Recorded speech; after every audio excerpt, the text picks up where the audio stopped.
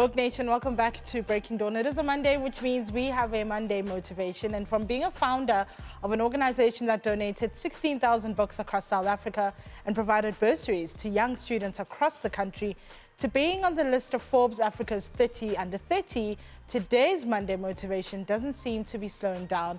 And we would like to welcome Emmanuel Bonoko, founder and CEO of EBonoko Holdings. Emmanuel, good morning. What a great honor to be here. Welcome to Breaking Dawn. Thank you so much. So how does one end up on the 30 under 30 Forbes list? That's quite a big deal. Yeah, for me, I'll say it's being about the work. It's being about the work, it's being on the ground, saving my people, adding value in my community, building brands. And it's been quite a tough journey because I believe that so many young people, they just admire, such achievement, but they don't know that behind the scene, one has to, be disciplined, have character, be teachable, and also, have people that also can help you to grow because you'll never do it alone. So for me, I'll say it's been about the work. From the age of 18, when I was still studying towards my BCom degree in marketing, already I was on the move. I had a foundation that has done extremely well across South Africa and empowering young people on education, leadership. So the time I made on the Forbes list, already I had credibility. I had a profile, and the impact was there. So also it's being about the work. So you started the foundation, you say, when you were 18? Yes. So you were a student? Yes. Why did you decide to create the foundation? What need did you see where you thought, this is how I want to help and make an impact? For me, it was all about being the change that I want to see in my community. I was raised by a single parent. My mom, she was a domestic worker. And I saw that most of us as young people, we spend time complaining and blaming our background, blaming the government, that nothing has been done, to advance the growth of young people. Then I felt that, how about I use my resources, my networks, to go back and, inspire young people that we are the change that we want to see.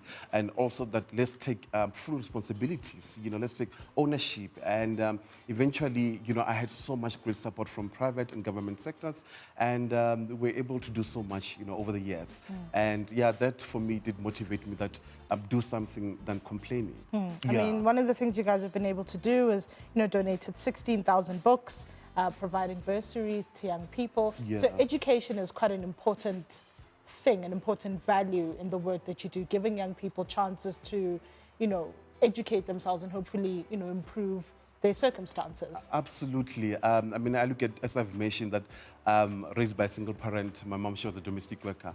I knew very well that it won't be easy for me to go to varsity, and to advance my studies, but eventually, matric, I did well, and I had a scholarship to study. And I felt that there's so many young people that are in need, of same opportunities. I believe that not every young person is entitled, not every young people are lazy.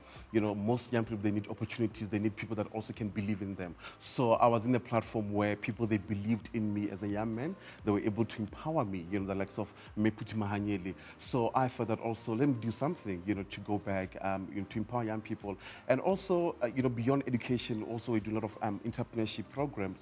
In township, we came with an initiative called the Back to where we empower young people to start businesses, get investment and mentorship. I mean, we hear a lot about youth entrepreneurship, the township economy. There's a lot being said that, young people need to be, SMME, small, medium business owners, etc. But, when you do your work with the Back to Kasi program, I mean, what are some of the challenges? For instance, we know if you look at the economy, the South African economy hasn't grown more than 2% in about 5 years. Where data is expensive, which is quite important if you want to connect your business. So when you do your program, what are some of the challenges you find that young people have to deal with in just starting whatever small business that they want to do? Something that we have seen over the years is that, we do have greatness within townships. We do have young people that are working extremely hard. We do have young people that are driven, but they need support. As I've mentioned, that you'll never do it alone. And over the years, we've been doing tours across South Africa. It's true that young people, they need support, they need investment, and we've seen that, the government is not doing enough.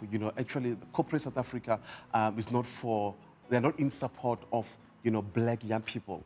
I always say they don't create a platform where young people are able to make mistakes, are able to try to be innovative, are able to collaborate. So I always say, young people, we are by ourselves. That's what we have. We need to work amongst ourselves. We need to support each other. We need to use the platforms that we have like this, to inspire, educate, but above all also share our journey, and be authentic. That it's not an easy path. Also for me to be where I am, there were so many struggles along the way. You get rejected. Corporate, they're not willing to invest, they're not willing to support. But because of one is driven, you work hard, you are teachable, and you go out and seek mentors. Eventually, you'll do well. But there's greatness in township. And I just believe that young people, they need a voice, they need a platform, and also corporate to support us. I mean, that's the other thing. If you listen to some entrepreneurs, I know a person who speaks about this a lot is fashion designer Tula Cindy, where he says, we don't speak to young people about the real challenges in running a business. We know, for instance, most businesses fail within the first sort of 18 to 36 months, the first 3 years like that. Yes. And we don't tell young people about that reality that, yes, you may be successful, but business is tough. And you're talking about some of the challenges that you've had to deal with. I mean, what was your experience of going into business that you hadn't anticipated? First of all, raised by a single parent, our black community, they don't embrace entrepreneurship. So it was quite taboo.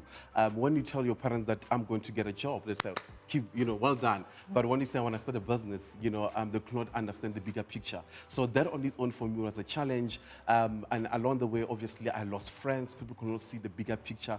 I was undermined quite a lot. People, they never saw that there's something that's going to emerge out of the book drive, and one will grow and evolve, grow my brands. And obviously to penetrate the market, getting investment support is being quite tough, But I was blessed enough that I had great mentors, and I always emphasize to young people that you'll never do it alone. And also don't be ashamed, to speak about your struggles, about your journey, because they make you to be better, they make you to be even innovative. You learn by making mistakes. So for me, it's been quite a tough journey. But over the years, one has done well by being able to create employment for so many young people, and I'm grateful of the support that I have. Because of you'll never do it alone. But it's been quite a tough journey. Well, Emmanuel, thank you very much for joining us and sharing your story and being our Monday motivation. Thank you very much. Thank you. That is Emmanuel Bonoko, founder and CEO of EBonoko Holdings. Do you have a motivational story to share? Is there someone you think deserves to be your Monday motivation? Well, tweet us your thoughts at 45mornings. Don't forget to use the hashtag Breaking Dawn on 405. Up next is What the Fudge.